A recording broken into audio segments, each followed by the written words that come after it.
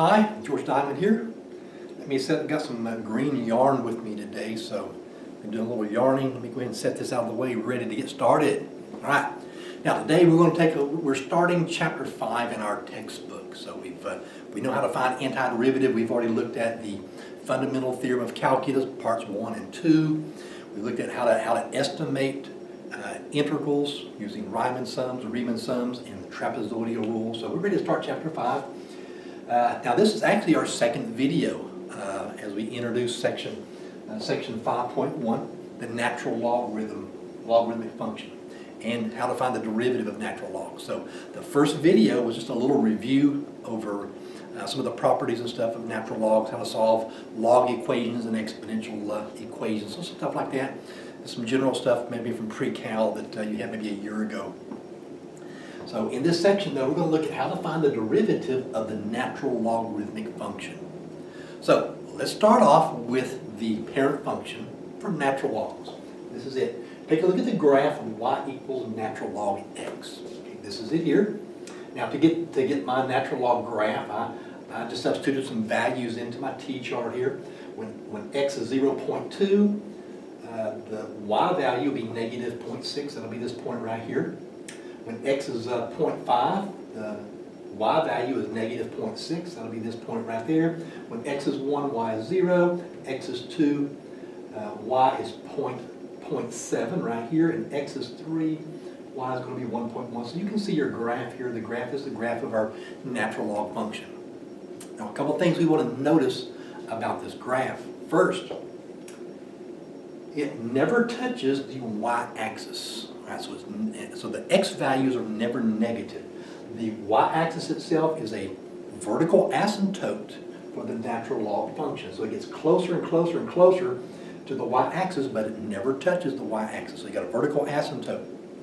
Okay, also, the domain of the natural log function is from 0 to infinity. Right, so the natural log cannot be negative, and it can't be 0 either. So from 0 to positive infinity, if you look at your graph, the graph doesn't exist to the left of the y-axis there. So the domain is from 0 to infinity. The range now is from negative infinity to positive infinity. The entire y, if you look at the graph, the entire y-axis here is used. Right? So the graph just keeps going down, it keeps increasing. Right? So the domain is from 0 to positive infinity. The range is negative infinity to positive infinity. Also, a couple other things you want to notice about the graph of the natural log function. First, it's continuous everywhere. So there's no jumps, gaps, or breaks. Also, the graph is increasing everywhere. So you look at the graph, it's increasing from left to right everywhere. Okay, and it's 1 to 1. Now, all that means is, since the graph is 1 to 1, or the function is 1 to 1, okay, that means that the original function satisfies the vertical line test. So if you draw a vertical line here, you're only going to touch the graph one time, and its inverse will also satisfy the vertical line test. So that's what it means to be 1 to 1. Also, you notice one more thing about the natural log function here, y equals natural log x. It's concave downwards everywhere. So y equals natural log x is concave down everywhere. So a couple things I want just to point out. Again, the domain of the natural log function is from 0 to infinity. The range is negative infinity to y infinity. So remember, range is your y values, right? So the entire y-axis here is used. It's continuous everywhere. It's increasing everywhere, and it's 1 to 1. And last but not least, it's concave downwards everywhere. Okay, now as we get into some derivatives here, we're going to look at a bunch of derivative examples here in just a moment, but erase this. Now if you remember, as we get into this next part, we've already looked at the fundamental theorem of calculus. We know how to find the antiderivatives, how to find a definite integral. But let me just start off referring back to the general power rule as we get started here. So remember the antiderivative of x to the n. The general power rule says you're going to add 1 to your exponent divided by the exponent plus 1 plus your constant of integration. So we remember the general power rule for integration, but there's one big exception to the general power rule. And you don't think about this, and it says where n is not equal to negative 1. So n cannot be equal to negative 1. All right. Now, I'm sure you've been wondering, why haven't we ever seen an antiderivative like this? Why have we never tried to find the antiderivative of 1 over x dx? And this is why. This is the exception now to the general power rule. This is the same thing as x to the negative 1 dx. Here's the exception. Remember, the exponent cannot be negative 1. Now, here's why. Let me show you what happens now if you try to integrate 1 over x with respect to x. Now, using the general power rule, you get x to the negative 1 plus 1 divided by negative 1 plus 1 plus c. So you're going to add 1 to your exponent divided by the exponent plus 1. Then you end up here with x to the 0 power divided by 0 plus c. And of course, division by 0 is undefined. So this is undefined. It doesn't work. Right, so that's one exception. So trying to integrate 1 over x up until the day you were not able to find that antiderivative. So you haven't seen that in our textbook. But let's take a look at natural log x. Now, to define the natural log, the natural logarithm, this is how we do it. So the natural log x is equal to this integral, this definite integral, from 1 to x of 1 over t dt, where x is greater than 0. Remember now, we have to put this limitation in there. X has to be greater than 0. Remember, the domain of natural log, right, is from 0 to positive infinity. So we're going to have this exception in here. This is for x is greater than 0, not equal to 0. So we said the natural log x is equal to this integral here, from 1 over x, 1 over t dt, where x is greater than 0. Okay. So now when you look at this integral, right, natural log x equals 1 over the integral from 1 to x, 1 over t dt. Now this integral, this is like an accumulation function. So we're talking about the accumulated area between the curve and the x-axis from 1 to x, from 1 to some number. This is natural log x. So I'll tell you what let's do. Let's see if we can take the derivative of this natural log x. Now I said the integral here is from 1 over x, 1 to x. 1 is your lower bound. X is our upper bound of 1 over t dt. Now let's take a look at this. This is what the derivative. What would be the derivative of natural log x? So d over dx of natural log x equals. So take the derivative of the left-hand side. So the derivative of natural log x equals. Now if you look on at the right-hand side, the integral part of the equation here, as you try to take the derivative of this integral. So remember, when you take the derivative of an integral from 1 to some number, remember the derivative and the integral kind of cancel each other out. This is the second part of the fundamental theorem of calculus. So if you take this derivative, all we got to do is take the x and substitute it in. So the derivative of natural log x is going to be 1 over x. So this is going to be our derivative. So the derivative of 1 over x is actually 1 over x. Now we're going to kind of expand this to include the derivative with respect to, so the derivative of x with respect to x of natural log u. So that way we can use u substitution with these types of natural log is equal to, so using the chain rule, if you would, so it'd be u times u prime. So when we take the derivative of a natural log, this is what we do. Right? So the derivative of a natural log of some expression is equal to the expression, the derivative of the expression over the expression. So to find the derivative of a natural log, we use this right here. To get the derivative of a natural log is u prime over u. Okay, so let's take a look at using this little property here to find the derivative of some functions, some natural log functions now. So when you take the derivative of a natural log, the natural log of anything, any of an expression of some type, give you the derivative of the, so to give you the derivative over u, so u prime over u. So let's take a look at a couple examples. We've got several of them we're going to run through, and then we're going to finish up with about 4 applications. Right? So we'll look at some implicit differentiation, how to find write the equation of a tangent line. We'll do some stuff like that.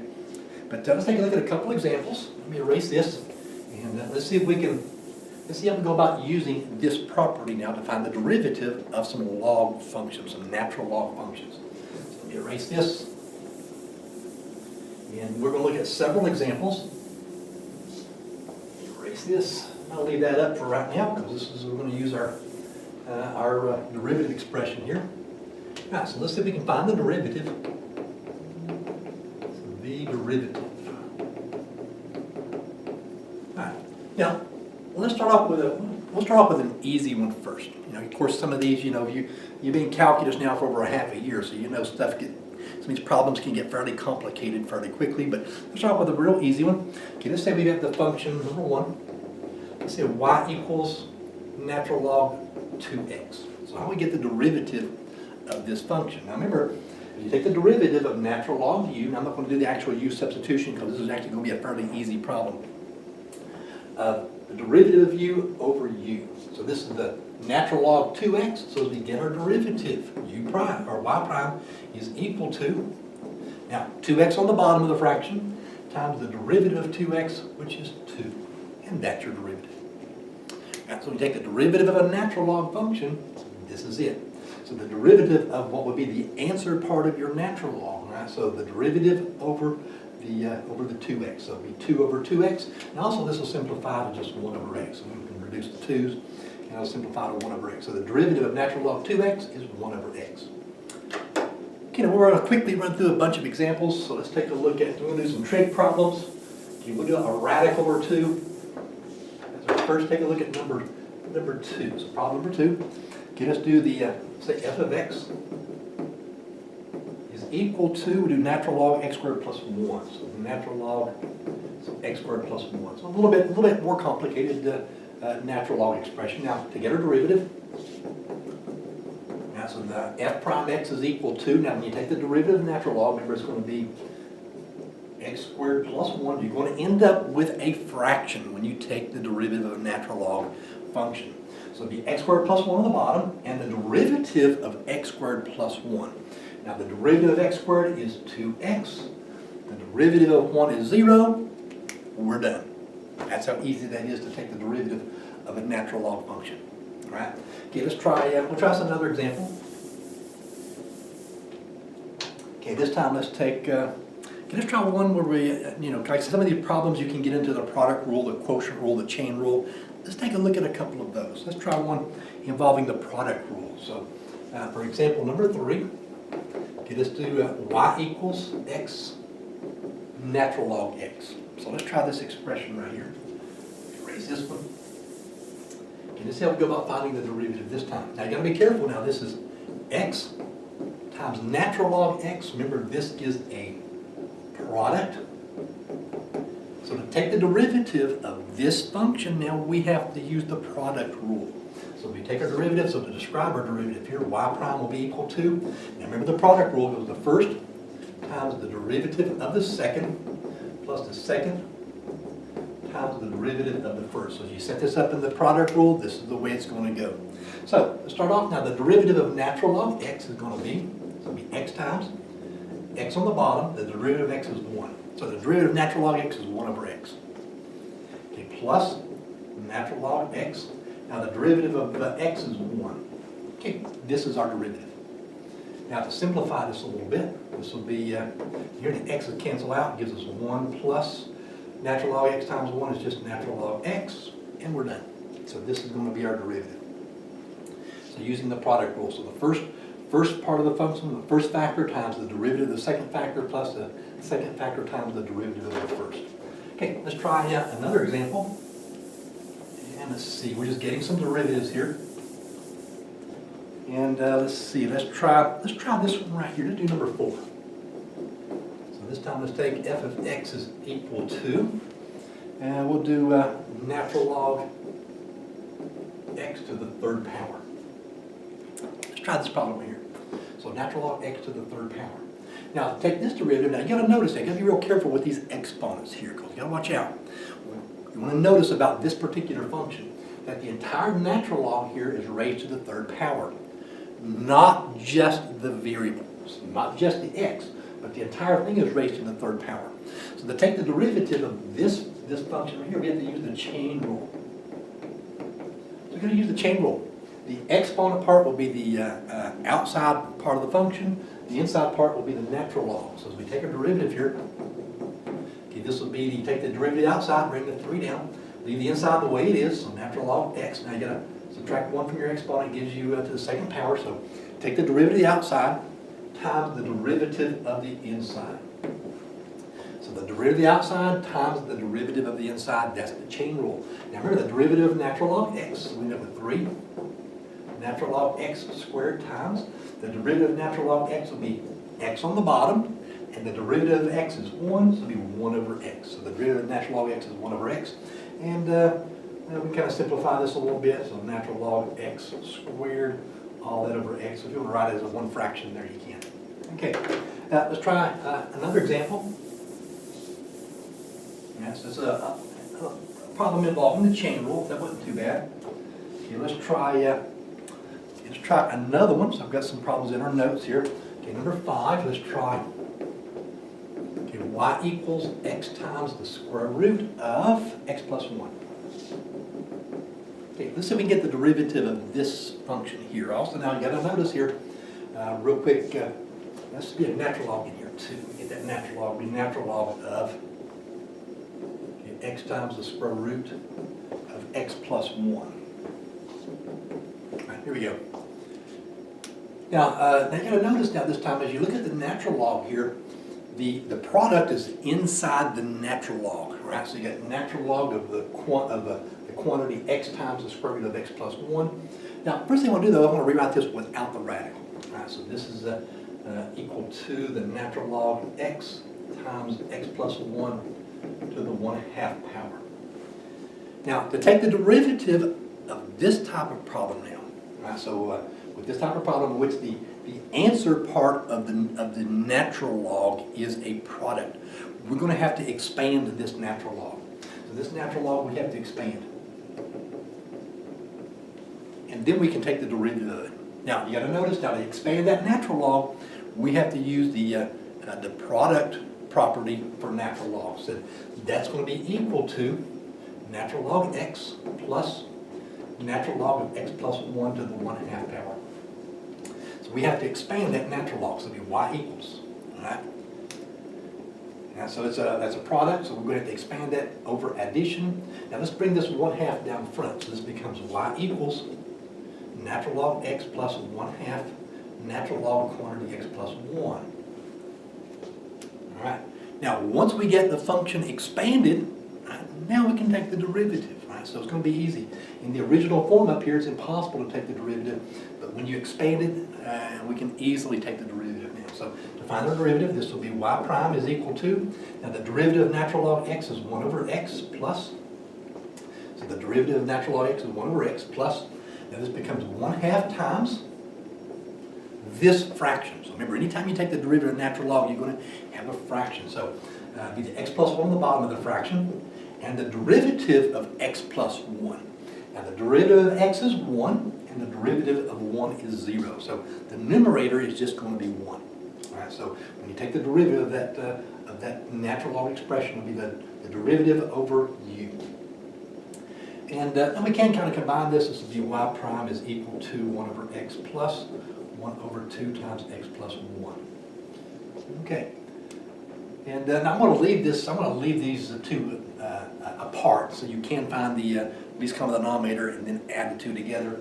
But I'm going to go ahead and leave them like this. I think that'll be okay. Okay, let's take a look at another example. And we've got several of these that we're going to look at. All right, now to do that problem, we had to expand it. Let's try another one that we have to expand. Okay, let's try this one right here. This is problem number 6, I believe. We're trying to find the derivative. This will be y equals the natural log of, and this is x times x squared plus 1 squared. So x squared plus 1 quantity squared divided by the square root of 2x cubed minus 1. All right. Now, this is a natural log function, and once again, to find the derivative of this natural log, we have to expand it. Right, so we have to expand it. Now once you expand it, okay, then we can take the rule for derivatives of natural log, u prime over u of each natural log separately. So if we expand this, this will be natural log x times x squared plus 1 squared. This will be a minus, it'll be minus. So minus the natural log of, now I'm going to go ahead and change this radical to rational exponent form. So this becomes 2x to the third minus 1 to the 1/2 power. Now we're still not ready to take the derivative yet because natural log of x times x squared plus 1, that's the product. So let's go ahead and finish expanding this then. This will be y equals, now the x times x squared plus 1, you have to expand that as an addition. So this will be natural log x plus natural log of x squared plus 1 to the second power minus. And I'm going to bring this 1/2 down front here. This will be 1/2 natural log x, 1/2 natural log of 2x cubed minus 1. There we go. Now there's still one more thing. I'm still not ready to take the derivative yet of this particular expression. You see the exponent here? I need to bring this 2 down front. So I have y equals natural log x plus 2 natural log x squared plus 1 minus 1/2 natural log 2x cubed minus 1. All right. Now we have this logarithm function expanded. So we got it completely expanded now. We got the exponents are down front as factors in front of the natural log. We broke it apart as a sum and then a minus. All right. Okay, now we're ready to take the derivative. All right, so we take our derivative, y prime will be equal to, now the derivative of natural log x, remember, is 1 over x plus the derivative of 2 natural logs, this will be 2 times this fraction. So the bottom of the fraction will be x squared plus 1, and the top of the fraction will be the derivative of the x squared plus 1. So the derivative of x squared will be 2x, and the derivative of 1 is 0. So this is going to be the derivative of natural log x squared plus 1 times 2. Then minus, bring the 1/2 down here, and as we take this derivative, this will be another fraction. We'll bring the 2x cubed minus 1 on the bottom of your fraction. And now the derivative of 2x cubed is 6x squared. Okay, now the last thing we want to do is kind of clean it up a little bit, kind of simplify where we can. So the derivative here would be, y prime will be equal to 1 over x plus. Now as you multiply 2 to this fraction, multiply to the top of the fraction. So it'll be 2x over x squared plus 1 minus. Now as you multiply 1/2 to this fraction, this 2 is going to cancel out here. It gives me minus 3x squared over 2x cubed minus 1. So our derivative, this is it. Other than combining the 3 fractions, and I don't think we need to, I think we can leave it as 3 separate fractions added and subtracted together. This is our derivative now. All right, so that was a pretty good problem, but you got to expand. This type of problem here, you have to expand it before you can take the derivative. All right? Okay, let's try another example. Let's try, let's erase this.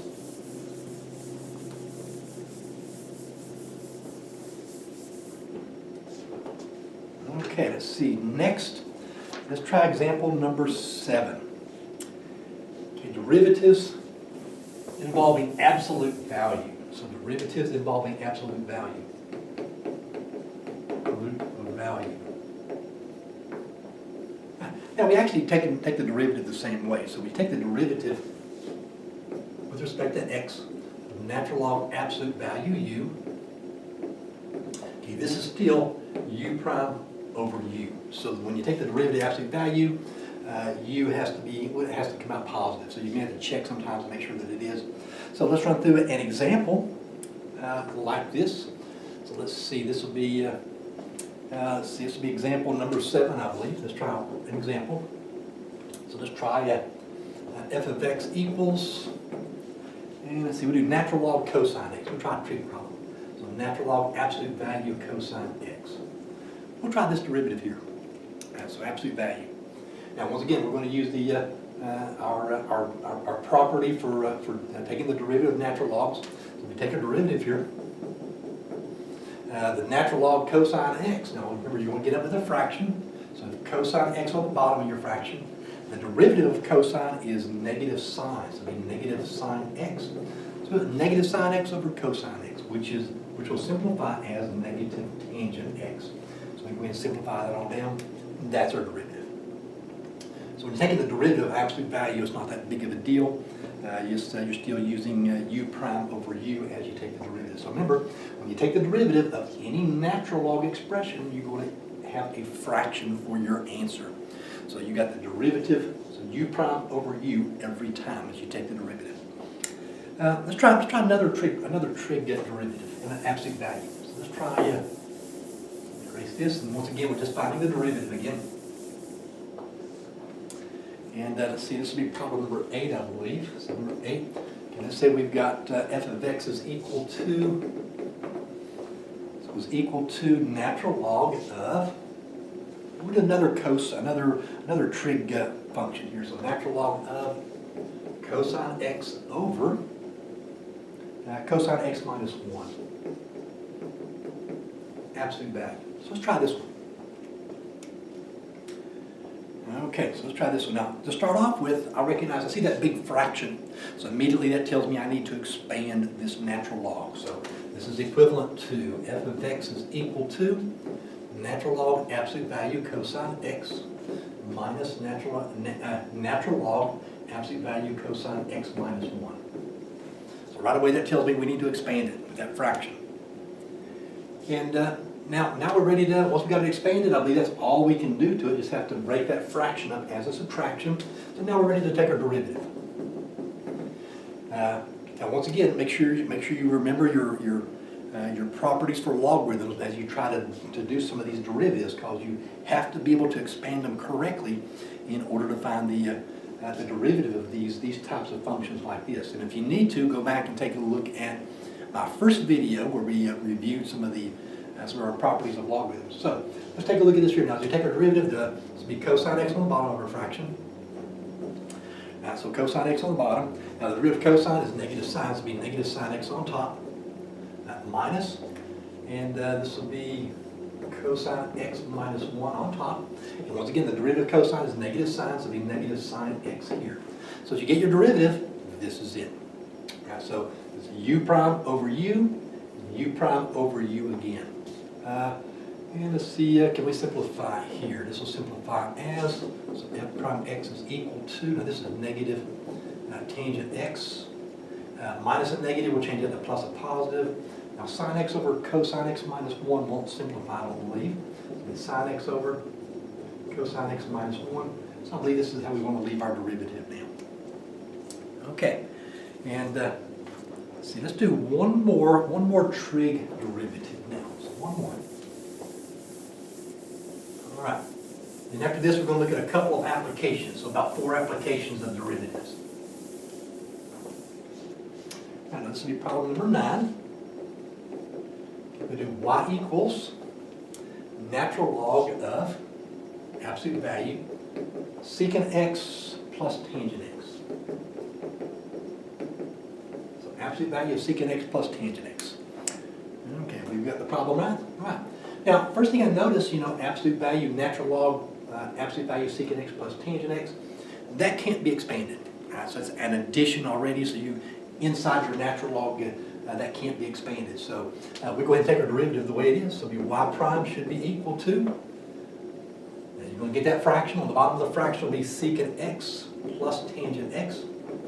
Now the top of the fraction is going to be the derivative of secant x plus tangent x. So the derivative of secant x is secant tangent.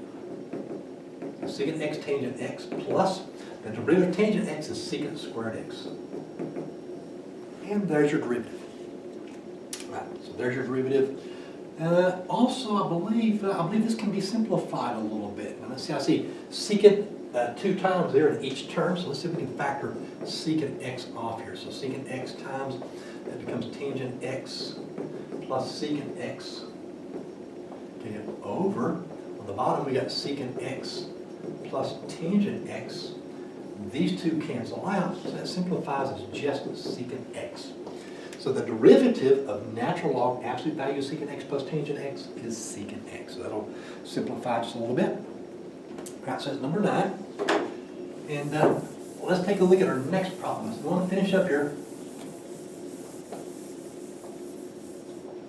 with a couple of applications. So here's our first application. Let me pull this up. And this is problem number 10. Now, if you want to write this down, you want to go ahead and write it down because I may have to take that off in just a minute. Let's move it over a little bit. So we'll try a couple of applications. Now, this problem number 10 says we're going to find the slope of the tangent line at the point 1, 0 of the function y equals natural log x to the 3/2 power. So how do we get the slope of our tangent line? Now, remember, slope is a derivative of slope. So you have to get the derivative to get your slope, and it's a matter of substituting in. So your derivative is simply a slope expression. So we do number 10 here. We've got to get the slope at the point 1, 0. You write that down. And our function, y equals natural log x to the 3/2 power. Okay. So let's see. Now, first of all, I need to expand that natural log. Let's bring that exponent down front. It'll be y equals. So y equals 3/2 natural log x. Now, as we take our derivative, right, it should be easy enough. So the derivative of y prime is going to be equal to 3/2 times the derivative of natural log x. Now, the derivative of natural log x is 1 over x. Now, that's going to be 1 over x. So our derivative, y prime, is equal to 3 over 2x. Now, this is our derivative, so to get our slope now, all we have to do is substitute in. So substituting 1 in for x will give us what? 3 over 2 times 1, or 3/2. So our slope will be 3 over 2. Okay, let me pull this one off. Let's take a look at another application of natural logs and derivatives. It says number 10. Now for our next problem, let me bring this one up. This is number 11.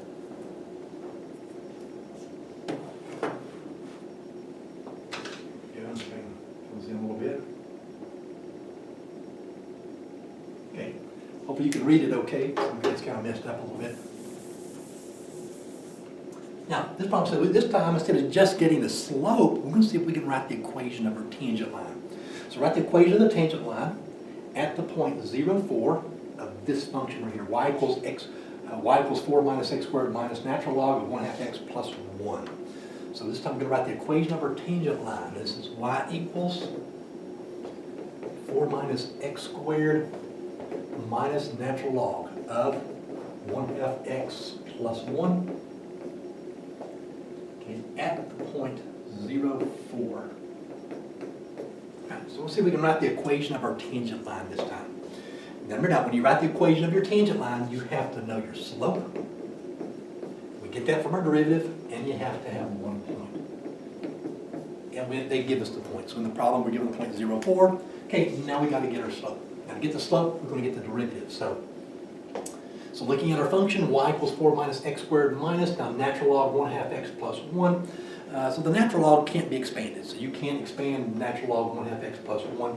So we're ready to take the derivative of our function the way it sits. So our derivative, y prime, is equal to, now first, the derivative of 4 is 0. So remember, the derivative of a constant is 0. So the derivative of 4 is 0. The derivative of negative x squared would be negative 2x. Minus, now as you take the derivative of this natural log, we really want to get the fraction here. So it'll be 1/2 x plus 1. And now the derivative of 1/2 x would be 1/2. And the derivative of 1 is 0. So as you take the derivative of that natural log, man, remember, you're always going to get u prime over u. You're going to get a fraction. So it'll be 1/2 over 1/2 x plus 1. Now let's see. Now I'm going to simplify this fraction. I got a complex fraction here, so I'm going to multiply this fraction by 2 over 2 to remove these fractions. So we end up with the derivative is equal to negative 2x minus 1/2 times 2 gives us 1 over 2 times 1/2 is 1x plus 2. So we'll simplify the expression just a little bit. So we get our slope. Let's substitute 0, 4, substitute 0 in for x. So this will be negative 2 times 0 minus 1 over 0 plus 2, which would be what? Negative 1/2. So our slope here is going to be negative 1/2. So this will be our slope. So negative 1/2. Now I'm going to have to move this, so hopefully you got it in your notes already. Now let's see, as we write our equation, I'm going to write my equation in y equals mx plus b form. So you can write it in point slope or in slope intercept form. We'll write it in this form right here. So y is 4, so we have 4 equals negative 1/2 times 0 plus b, or 4 equals b. So our equation is going to be, so y equals negative 1/2 x plus 4. So that'll be the equation of our tangent line to the curve, to the graph of y equals 4 minus x squared minus natural log 1/2 x plus 1. So that would be the equation of our tangent line. So you got to find your slope, and you got to have one point, right? And then use your derivative to get your slope, and then write your equation. Okay, let's take another example. Now this time, erase this. All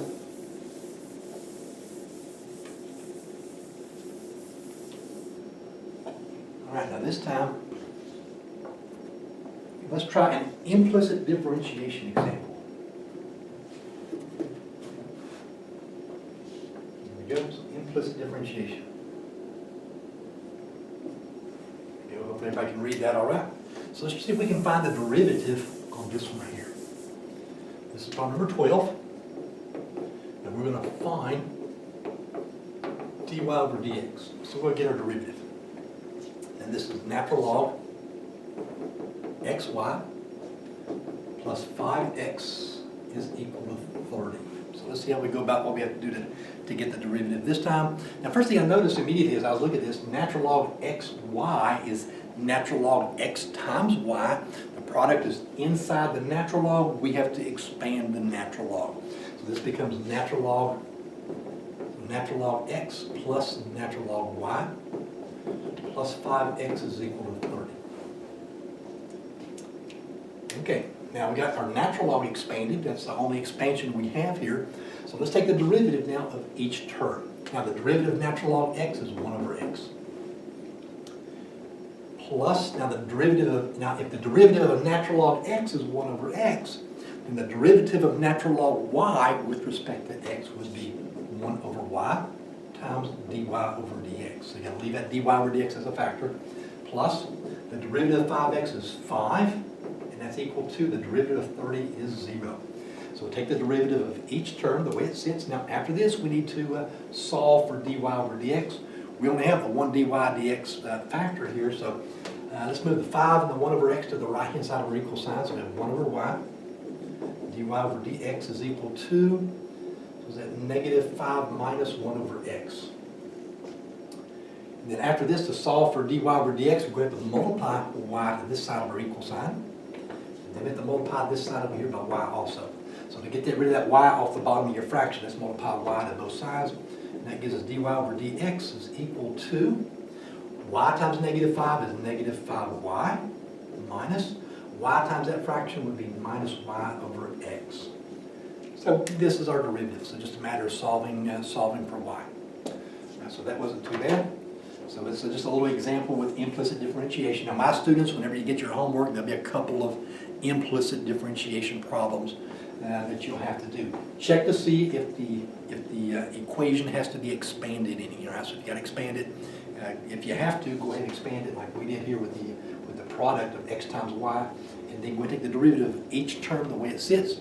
Make sure when you take the derivative of a y term with respect to x, you've got to leave dy over dx as a factor. Okay, let's try one more problem. So one more application we're going to look at. All right, now let's see this next problem. Okay, let's finish up with any relative extrema. All right, so find any relative maximum or minimum points on the graph of y equals natural log x squared plus 2x plus 3. All right, so let's try this problem right here. Erase this. There we go. And let's see, now we're looking for relative max or min, so number 13. So max or min. All right, now our graph here, our function y equals the natural log quantity x squared plus 2x plus 3. Wow. Now, first thing you want to check for a natural log, see if it can be expanded. This one cannot be expanded. So we're going to take the derivative the way this one sits. Now, as we get our derivative, to get our derivative. So we're going to end up with a big fraction here. The bottom of the fraction will be x squared plus 2x plus 3. So remember, when you take any derivative of any natural log, you're going to have that big fraction there for your answer. Now the derivative of x squared plus 2x plus 3, the derivative of x squared is 2x, and the derivative of 2 is 2. So that's the derivative of our natural log function. All right, so it'll be 2x plus 2, that's u prime over u. Okay. Now let's see, we got our derivative. Now let's see, we want to check, now we're looking for max or minimum, so we're going to use the first derivative test.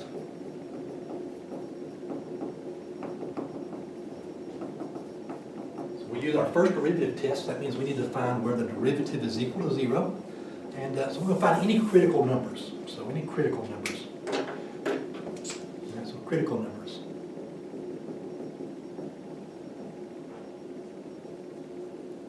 Okay. Critical numbers, remember, will be where the derivative is equal to 0 and where the derivative does not exist. So let's check each of these, where the derivative equals 0 and where it doesn't exist.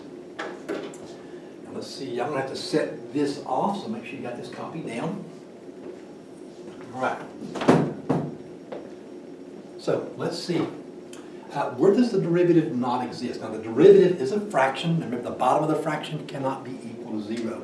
So let's take x squared plus 2x plus 3 equals 0. Now first, let's check to see if this can be factored. All right, so just looking at it here. So x and x, 3 and 1. The signs have to be positive and positive, so no. So no, it can't be factored. Now, if it can't be factored, let's try the quadratic formula, just in case that we have a solution here. So let's see, that would be negative b, be negative 2 plus or minus the square root of 2 squared minus 4 times a, which is 1, times c, which is 3, divided by 2 times 1. So use the quadratic formula. Let's see if the quadratic formula gives us a solution. Now we have negative 2 plus or minus the square root. On the bottom here we have 2. This is 4 minus 12, which is negative 8. Now remember, your radicand cannot be negative. So this here is negative, therefore no solution. All right, so no solution. So there is none. There are no places where the bottom of the derivative is equal to 0. So there are no places where the derivative doesn't exist. And so let's check to see if there's any places. Hopefully there is a critical number here, so we'll see. Now let's set the entire derivative now equals 0. So we're going to do 2x plus 2 over x squared plus 2x plus 3 equals 0. We'll set the entire derivative equals 0. Now multiply the bottom of the fraction to both sides, right? And this will cancel out. Let's multiply x squared plus 2x plus 3 on this side. Those will cancel.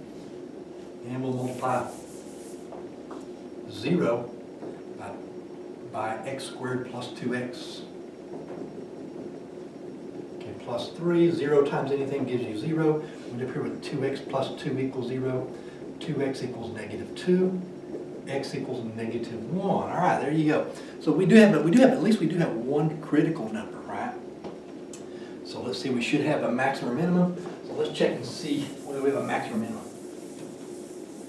Remember, I said we're going to use the first derivative test. And with the first derivative test, I'm going to fix me up what we call a little wiggle graph, if you will. Let's put our critical number on our wiggle graphs, like so.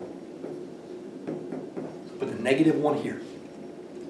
So put the negative 1 there, and on top, let's do the derivative on top.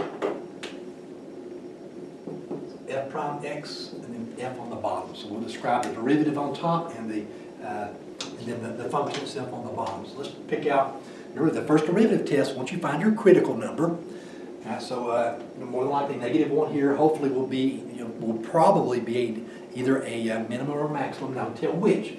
You got to pick out a test value on each side of your critical number. So let's try negative 2, and we'll try 0. We'll try these two numbers here, and that'll describe, and what this does, this is going to tell us with the first derivative test.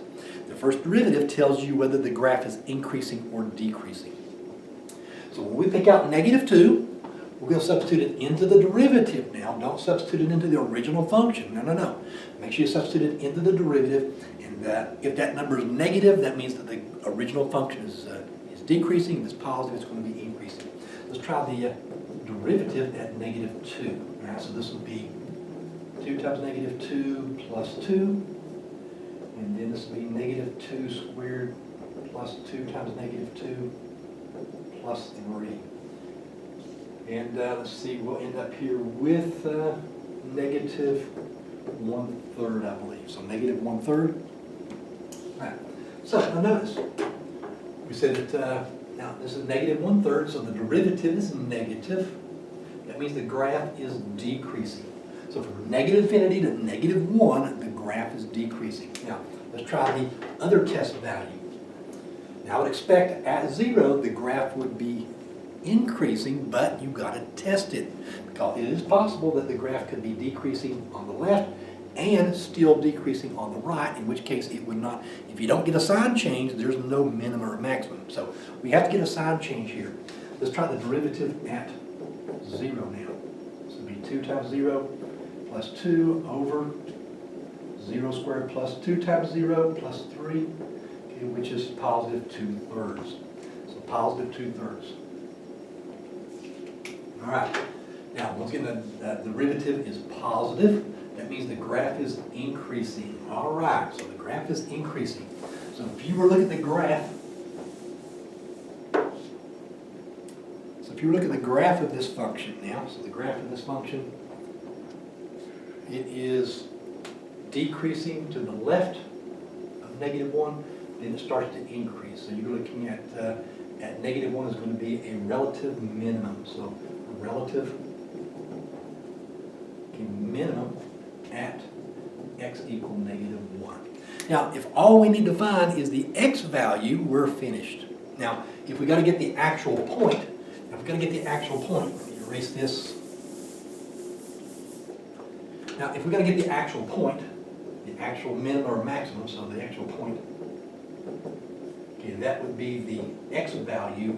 Okay, now we're going to have to get the corresponding y value. Now, to get the corresponding y value, let's take the negative 1 and substitute it up here into the original function.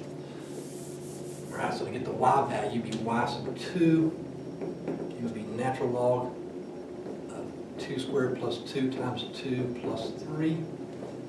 Actually, I'm sorry, not 2, it'd be negative 1. So x is negative 1. So it'd be negative 1 squared plus 2 times negative 1 plus 3. Okay, which would be natural log of, this would be 1 minus 2 plus 3, which would be natural log of 2. So the y value would be natural log of 2. So if you've got to find the actual point, you've got to substitute x back up into the original function here, and that will give us the corresponding y value. So this point right here is going to be our relative minimum value. So relative minimum at negative 1 natural log 2. Okay. Now that's going to finish up all of my examples. You just have to remember now, when you take the derivative of natural log u, okay, you're going to get u prime over u. So when you take the derivative of a natural log, you get a fraction. All right. So expand it first if you have to. If not, take the derivative the way it is. So hopefully you found these 13 examples helpful. So now, time to go do our homework.